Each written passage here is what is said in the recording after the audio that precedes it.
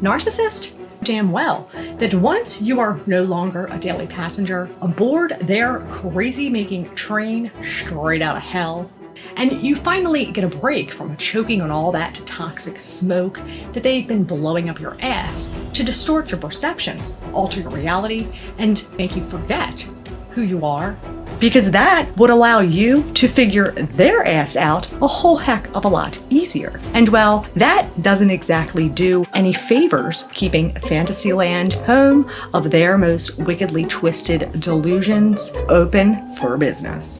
So they see to it that they keep the speed dial to their crazy-making train locked in full throttle, as this keeps you from trying to make like mama and throw your ass from it. But you see, here's the thing. Every single manipulative tactic that narcissists have up their sleeve, every lie, every mind game, every cruel behavior, ultimately serves just three things, each one reinforcing the other. Strategic irrationality, manufactured chaos or confusion, and controlling the narrative to stay one step ahead as to maintain dominance, period. It's the foundation to their strategy. The chaos is the control. The confusion is the weapon. It's the gateway drug to psychological domination. Creating confusion so deep, so disorienting, you surrender your mind just to feel safe because it disables the part of your brain that's designed to protect you. But it's not just that their chaos is unpredictable, it's horrific, but you begin to expect it. It's why you walk on eggshells and carefully try to tiptoe around the minefield that you know at some point will explode, despite not knowing exactly when. But now enter irrationality. It doesn't just keep you guessing, it breaks your ability to form a coherent narrative at all. It's not just, I don't know what they'll do next. It's, what they did makes no fucking sense. So now your brain is forced to do what it hates most, because it can't finish the story. It can't close the loop. It can't assign cause, effect, or meaning. So you're stuck in a perpetual processing loop. You're not just confused, you're mentally cornered. What am I supposed to do? What is real? Am I the problem? Which is what ultimately makes it work so well, because the brain can't file irrationality, which leads to self-blame or rationalizing their behaviors. Maybe I misunderstood. You stay mentally occupied trying to decode the madness. Destroys trust in your own mind.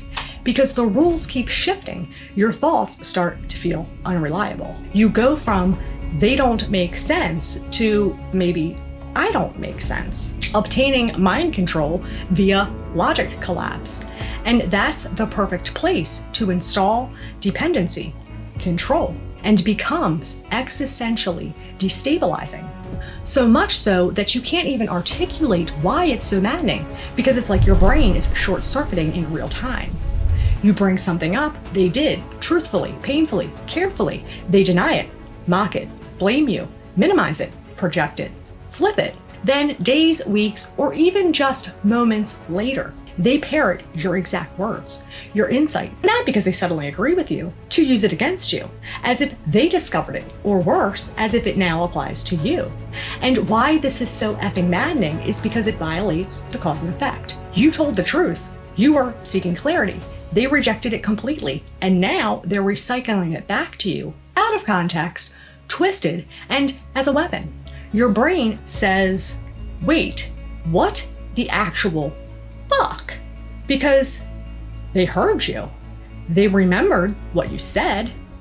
They understood it enough to use it against you. It hijacks your words, and in turn, it hijacks your sense of reality, because your words are tied to your experience, your insight, your identity, and your sanity. So when they throw your truth back at you as a weapon, it doesn't feel like a mind game. It feels like a psychic mugging. It's your own reality being puppeted by your abuser. You're projecting, you're gaslighting me, you're the narcissist. These aren't just lies or a twisted narrative. They're inversions of your truth, as if it's coming from your own voice. And your brain can't sort the data stream. Your brain starts spiraling into cognitive overload. Your words have been uncoupled from meaning. Your logic has been plagiarized and perverted. Like watching someone walk around in your skin, mocking you. And it's no wonder why you feel like you're losing your mind, because, well, you are, as they're stealing pieces of it and throwing them back at you with malice, actively attacking your sense of cause and effect. This is fundamentally different from unpredictability, which at least allows for the possibility that there could be an underlying logic, you just haven't discovered it yet. But when someone consistently and constantly rewrites history, they're not just being unpredictable, they're systemically undermining your confidence in your own cognitive abilities. And you begin to doubt not just your ability to predict their behavior, but your fundamental capacity for logical thinking. And when someone is consistently presenting an alternative version of events using a confusing language, you lose your anchor to shared reality. Then they offer you an explanation. You're too sensitive. You're imagining things. This is normal. All relationships have problems. You made me do it. You weren't so needy, crazy, or difficult. I wouldn't react this way. Suddenly, there's relief. Not because the explanation is true or even feels good. Your exhausted mind thinks, finally, something is making sense. I'm the problem, and so I can fix it. And that's exactly what they're counting on. Because narcissists understand if you control the story, you control the person.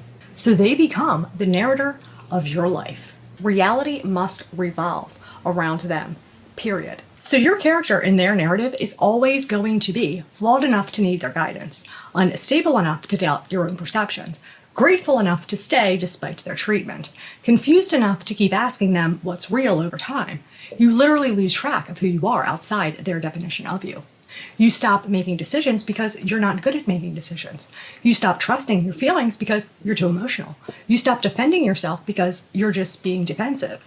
You stop making boundaries because you're just being selfish and unreasonable. That's when the real damage begins. Because your default mode network, the part of your brain that maintains your sense of self, your personal narrative, your core identity, starts to rewire itself around their version of you. And now they don't even need to control you anymore because they've trained you to control yourself according to their own programming. This is why leaving feels so impossible, because it's not just that you're afraid of them, it's that you've lost access to the version of yourself that would have the confidence to leave. You can't imagine life without them because they've made sure you can't imagine yourself without them. Here's where it truly gets terrifying. This narrative control doesn't stop with you. They don't want to just dominate you, they want total domination. Period. And they understand something that most people don't. In any conflict, whoever controls the story first wins. So they become master storytellers, not because they have all this charisma, but because they start telling stories before you even know that there needed to be a story. They're laying the groundwork for their version of reality before you even realize you need to defend yourself. And that's all they need. Because here's the thing about manufactured confusion. Once people start questioning your credibility, even slightly, they become way more receptive to the narcissist version of events. They don't need to completely convince everyone that they're the victim. They just need to make people uncertain about who the real victim is. And here's where human psychology works against us. For millions of years of evolution, confidence, conviction have been reliable signals of truth. Person who speaks with certainty, who maintains eye contact, who doesn't waver, that person was usually not fabricating a story. The calmer they remain while destroying your reputation, the more reasonable they appear. The more hurt you are by their lies and betrayal, the more those lies appear to be true. And while you're frantically trying to set the record straight, trying to make people understand what really happened, they're sitting back watching you look increasingly desperate and unhinged. Your authentic human response to being dehumanized becomes evidence, and this is what makes their narrative control almost unstoppable. They deliver their lies with complete conviction because their mind, they don't give a fuck. They're not displaying deceptive behavior because they're not experiencing internal conflict about the deception, like choosing which clothes to wear. There's no moral weight to it because you're not a real person in their delusional world. And if you don't care about others' well-being and have no regards for their life, you're constantly learning what works to get what you want. Of course, you become increasingly sophisticated at manipulation. The maddening quality comes from trying to engage with them as if they share your basic assumptions about human interaction. We think if I explain that they hurt me, they'll understand and change. We think deep down they must feel bad about this, regret, or really care. But no, they don't. And when you try to make sense of their behavior using your moral framework, you're essentially bringing a map of New York to navigate the Amazon rainforest. Not only will you get lost, but it's not going to help you at all. And here's the truly insidious part. They know it. They've been watching people their entire lives. They know when they hurt you, you'll search for explanations. They know not giving you closure will keep you strapped to them. They know you'll make excuses. They know you'll think maybe they had a bad childhood, or maybe they're just stressed, or maybe if I love them enough. Your empathy becomes their weapon. Every time you try to understand them, every time you give them the benefit of the doubt, every time you think, surely they didn't mean it that way, you're handing them more ammunition. Because while you're trying to heal the relationship, they're trying to tear you apart. Learning which buttons make you doubt yourself, which words make you apologize, which situations make you question your own sanity. And the more you try, the deeper you will sink. Because every attempt to understand them teaches them more about you to manipulate. Every act of compassion shows them another vulnerability to exploit. Every effort to fix the relationship gives them more opportunity to break you down. Your love becomes the chain they use to bind you. Your compassion becomes a weakness they exploit. Your loyalty becomes the trap that keeps you suffering. Your hope becomes the false promise they dangle over your head and keep you chasing after. Your children become the hostages they threatened to take from you. They don't just lack capacity to love, they corrupt the very meaning of love itself. They take the most cherished human emotion and turn it into a weapon of torture. Your ability to feel becomes their entertainment. They are energized by your tears, confusion, and desperation. They get high off the power of making you suffer, destroying something you love, betraying you in the most fundamental ways possible. They derive pleasure from your pain, and that is the ultimate perversion and why they are so disturbing. Their sadistic enjoyment in causing deliberate pain in those closest to them isn't just inhumane, it's anti-human. They actively seek to destroy the very qualities that make life meaningful and what human beings as a species desire above all else. It is literally the rape of the mind, as it strips you of all your resources, robs you of your human rights, relentlessly draining the life from your being till you're as empty as a tapped out cask of whiskey. And they don't stop until they have destroyed you completely. All the while they enjoy the process of breaking you down. And the laughter that escapes their lips as they see fear welling up in your eyes, or the pain of betrayal wash over your face, that's not just mentally fucked. That transcends any category we have words for. And that is something you're not gonna love the incapacity of love out of, or all the compassion and empathy in the world is going to inspire a spark in them to want or need to adjust. You can't save, fix, or change that. And the best thing you can do is stop chasing logic from the lips of the insane. Your freedom begins where their being a part of your life ends, which isn't easy to do. Believe you me, I get it. This is the hardest truth for victims to accept. It's not that they won't change, it's that the capacity for the kind of change you're hoping for was never there to begin with. You've been trying to water a tree that has no roots, trying to fill a cup that has no bottom, trying to reach someone who, neurologically speaking, lives in a world where only they exist. The key to understanding everything we just discussed and why they are truly, fundamentally unreachable. It all comes down to one catastrophic deficit. They have no sense of others. as a real, separate, valuable being. That's it. That's the simple missing piece that explains everything. You see, every aspect of healthy human psychology depends on this.